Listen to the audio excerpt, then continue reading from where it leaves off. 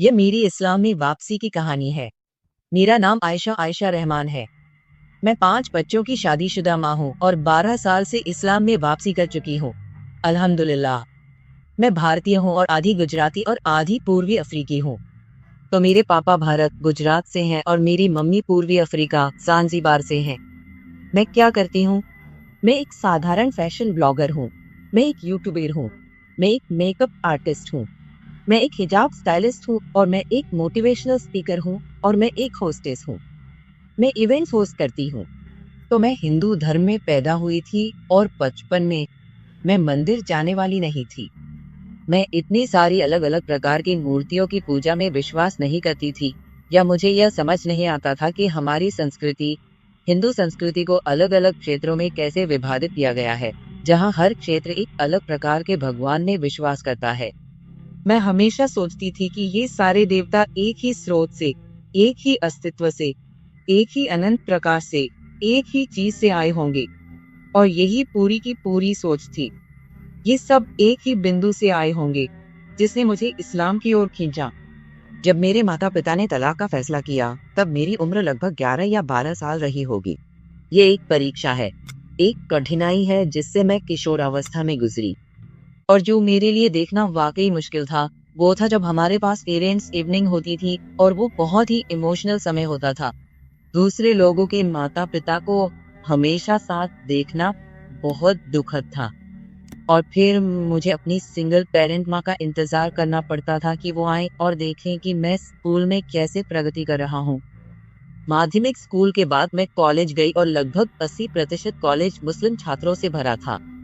इसलिए मैं हमेशा मुसलमानों से घिरी रहती थी। मेरा सबसे अच्छा दोस्त मुस्लिम था और कॉलेज में मुस्लिम धर्म में जो चीज़ मुझे सबसे ज़्यादा आकर्षित करती थी, वह रमज़ान था। जब रमज़ान करीब आता था, तो जिनके बीच झगड़े होते थे, वे एक दूसरे से दूर हो जाते थे। पूरा कॉलेज बिना खाना खाए चुप हो गया था। मैं कैंटीन एरिया में जाती और सबको खाना ऑफर करती। ध्यान रहे कि उस समय मैं मुस्लिम नहीं थी। मैं अक्सर सबको खाना ऑफर करती थी और सब कहते थे, नहीं कोई बात नहीं। अब मेरे इस्लाम में आने के बारे में एक अजीब बात है। मेरे जैसे किसी के लिए क्यों मैं इस्लाम के खिलाफ थी। मैं अपने छोटे से हिंदू दोस्तों के ग्रुप को साबित करना चाहती थी कि मैं इस्लाम के खिलाफ थी। मेरे हाथ पर एक हिंदू टैटू भी था, जो ओम का प्रतीक है। कॉलेज के दौरान मैं इस्लाम के खिलाफ इतनी थी कि जब भी अजान होती थी, तो मैं सोचती थी, हे भगवान, कोई इसे बंद कर दे, जैसे अस्तगफिरुल्लाह। उस समय मेरी मानसिकता ऐसी ही थी। तुम हिंदू हो, हम मुस्लिम हैं, हम तुम्हें अब और नहीं जानना चाहते। बात इस हद तक पहुंच गई थी। इसलिए मैंने खुद को अलग कर लिया और ज्यादातर ब्रेक और लंच टाइम्स में लाइब्रेरी में बैठी रहती थी। मैं कभी लाइब्रेरी नहीं जाती थी। मैंने कभी लाइब्रेरी में किताब नहीं उठाई। लाइब्रेरी मेरे लिए नहीं थी। लाइब्रेरी तो पढ़ाकों के लिए थी, मेरे जैसे लोगों के लिए नहीं। और एक दिन मैं लाइब्रेरी में बैठी थी, किसी से बात नहीं करना चाहती थी। मैंने इस्लाम की एक किताब उठा ली क्योंकि मैं लाइब्रेरी में घूम रही थी। मैं लंच टाइम खत्म होने का इंतजार कर रही थी ताकि अगले लेसन में जा सकूं। मैं इस्लाम के सेक्शन के पास से गुजरी और मैंने सोचा, मैंने बस किताब उठा ली और वो किताब निकली। मुझे याद नहीं है कि लेखक कौन था, लेकिन ये एक किताब थी जिसका शीर्षक था अंडरस्टैंडिंग इस्लाम। और मैंने किताब खोली और सोचा, उनके धर्म में ऐसा क्या है जो उन्हें खास महसूस कराता है या एकजुट करता है? चलो देखते हैं उनका धर्म क्या है। और तभी मैंने पढ़ना शुरू किया। पहले पैराग्राफ हमारे पैगंबर को समर्पित थे। उस समय मुझे समझ नहीं आया। मुझे नहीं पता था कि पैगंबर कौन थे। शायद मैं सरसरी निगाह से पढ़ रही थी, इसलिए मुझे नहीं पता था कि पैगंबर कौन थे। लेकिन फिर यह अल्लाह की आज्ञाकारिता में चला गया, फिर यह अल्लाह की एकता में चला गया। और जैसे ही मैंने पढ़ना शुरू किया, मुझे याद आया कि यही तो मैं ढूंढ रही थी। ये वो सवाल थे जो मैंने हमेशा एक हिंदू के रूप में खुद से पूछे थे, जैसे कि इन सभी देवताओं का कहीं से तो आना ही होगा। और तभी मैंने सोचा, यह कुछ उन सवालों के जवाब समझा रहा है जो मैंने हमेशा अपने दिमाग में पूछे हैं।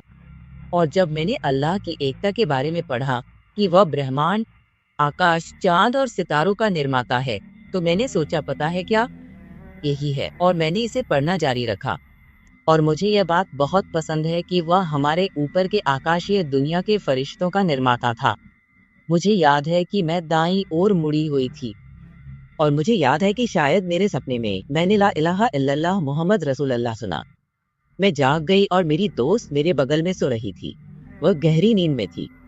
मैंने पूछा, क्या तुमने कुछ कहा? उसने कहा, नहीं। मैंने सोचा शायद ये एक भ्रम था। मुझे नहीं पता, जो भी था शायद ये सिर्फ मेरे सपने में था। मैंने इसे सुना, मुझे नहीं पता, लेकिन मुझे लगा जैसे यह अल्लाह की तरफ से एक संकेत था कि शायद अब मेरे लिए शहादा लेने का समय आ गया है। और अगली सुबह उसके पति ने अपने एक दोस्त को फोन किया जो एक स्थानीय मस्जिद का इमाम था, और उसने मुझे फोन पर मेरी शहादा लेने में मदद की। मैं सोचती हूँ कि यह कितना अद्भुत है कि मैं वही थी जो इस्लाम के खिलाफ थी। अल्लाह ने मुझे इस्लाम में आने के लिए चुना ताकि मैं तुम्हें यह दिखा सकूं, मेरे गुलाम, यही इस्लाम है।